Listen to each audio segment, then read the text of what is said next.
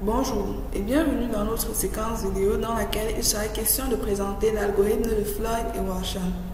Notre présentation s'axera sur trois principales parties. Sont premièrement la présentation de l'algorithme de façon générale, deuxièmement le principe de déroulement de l'algorithme et troisièmement un exemple d'application. Et ces différentes parties seront présentées par mes collègues. Pour ma part, je vais vous présenter l'algorithme de façon générale. L'algorithme de Floyd et Warshall est un algorithme de programmation dynamique. Il permet de déterminer l'existence des plus courts chemins entre tous les sommets d'un graphe, mais aussi de déterminer les plus courts chemins entre toutes les paires de sommets dans un graphe. Il retourne deux matrices principalement. Une matrice D qui contient dans chaque élément IJ la distance du plus court chemin entre les sommets I et J en partant du sommet I, et une matrice Pi qui contient dans chaque cellule IJ le prédécesseur du sommet J dans le plus court chemin entre I et J. Maintenant que la présentation de l'algorithme est terminée, passons au principe de déroulement. Ok, merci pour cette présentation. Je vais vous présenter le principe de déroulement de l'algorithme de Floyd et Warshall. Comme il vous a été dit précédemment, l'algorithme de Floyd et Warshall permet de déterminer le plus court chemin entre un sommet I et un sommet J d'un graphe. Lors de l'exécution de l'algorithme, il est préférable de remplir deux matrices. Une matrice qu'on va appeler D, qui va contenir la distance du plus court chemin de I à J. Et une matrice qu'on va appeler Pi, qui va contenir l'ensemble des prédécesseurs de J dans le plus court chemin qui lie I à J. Le principe est donc le suivant. Initialiser la matrice D à une matrice W, où W est la matrice d'adjacence de notre graphe. Initialiser la matrice Pi avec la formule Pi_ij égale à nil si I égale à J, où oméga ij est infini et Pi_ij égale à 0 sinon. Une fois ces matrices initialisées, on va faire le calcul suivant pour k allant de 1 à n, où n représente la taille de notre graphe. Bien, concernant la matrice D, Dij au rang k sera égal à Wij dans le cas où k égale à 0, et Dij au rang k sera égal au minimum entre Dij au rang k-1 et la somme Dik plus Dkj au rang k-1, dans le cas où k sera supérieur ou égal à 1. Bien, concernant la matrice Pi, Pi_ij au rang k sera égal à Pi_ij au rang k-1 si Dij au rang k-1 est inférieur ou égal à Dik plus Dkj au rang k-1. Et Pi_ij au rang k est égal à Pkj au rang k-1 si Dij au rang k-1 est strictement supérieur à Dik plus Dkj au rang k-1. Une fois les matrices D et Pi initialisées et calculées de cette façon, on peut aisément lire d'un côté la longueur du plus court chemin de I à J et de l'autre côté l'ensemble des prédécesseurs de J dans le plus court chemin qui lie I à J. On passe donc à l'exemple d'application. Bonsoir. Maintenant, nous allons traiter d'un exemple de résolution de l'algorithme de Floyd et Warshall. Alors, comme mes camarades l'ont précédemment et brillamment expliqué, le principe de l'algorithme de Floyd et Warshall est de déterminer le plus court chemin entre un sommet I et un sommet J dans un graphe quelconque. Alors, pour ce faire, l'exemple que nous allons aborder est le suivant.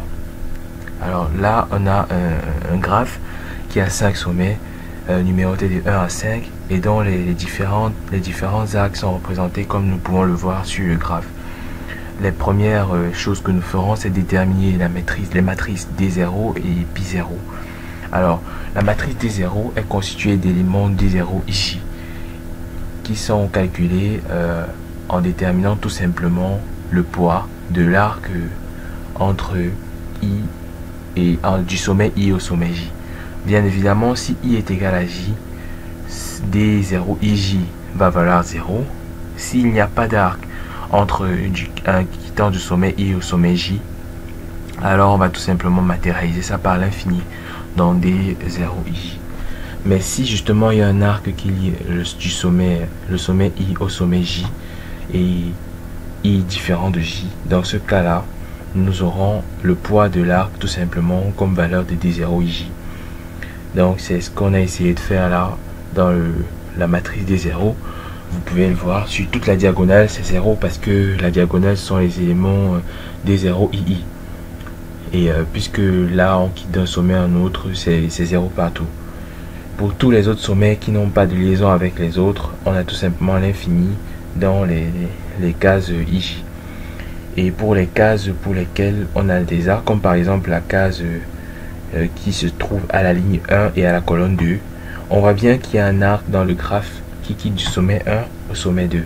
Et cet arc là est de poids 3. C'est pour ça que dans la colonne 1, 2, on va retrouver le numéro 3 comme valeur de D0, 1, 2. Pour Pi0, il suffit juste une astuce qui va permettre rapidement de déterminer Pi0 et que nous regardions juste la matrice D0. Partout où il y aura 0 et l'infini dans la matrice D0, dans Pi0, ces endroits-là prendront la valeur nil. Et partout ailleurs, on va juste mettre le numéro de la ligne.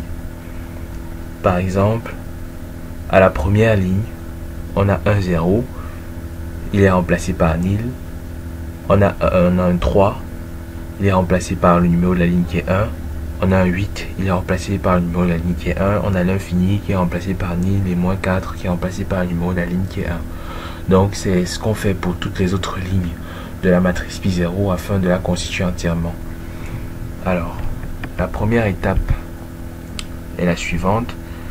On essaye pour chaque élément, on essaye de déterminer en fait maintenant de nouvelles matrices, les matrices D1 et Pi1. Pour déterminer la matrice D1, on va déterminer chaque élément D1 IJ. Alors l'élément D1 IJ est déterminable par la formule que nous avions donnée dans l'explication précédente, c'est-à-dire D1 IJ est tout simplement le min de D0 IJ et de D0 I1 plus D0 1J. Comme vous l'aurez compris, pour les éléments de la colonne 1, parce que nous sommes à la première itération, nous les aurons toujours. Puisque si on veut connaître le min entre D0 I1 et D0 I1 plus D0 1J, vous voyez que le min sera toujours D0 I1 parce que dans la somme D0 I1 plus D0 1J, on marque déjà qu'elle est supérieure à D0 I1. D'accord. Donc c'est à peu près cela qu'on aura. C'est pour ça que vous voyez à la colonne 1 de la matrice D1, on aura toujours les mêmes éléments que la colonne 1 de la matrice D0. Et on applique le principe ainsi de suite. C'est ainsi que pour la colonne 2, on va voir que pour les 3 premiers éléments de cette colonne-là, on aura toujours les mêmes valeurs. Mais pour la quatrième, par exemple, on va se rendre compte que la somme D041 plus D012 est plus petite que D042 qui est égal à l'infini. Et maintenant, pour déterminer Pi1 à cette position-là, on regarde juste quel est le résultat qui a prédominé. Est-ce que c'est D041 plus D012 qui a dominé sur D042 ou alors c'est l'inverse? Bon, bien évidemment, ici, c'est le résultat D041 plus D012 qui a dominé parce qu'il est inférieur à D042.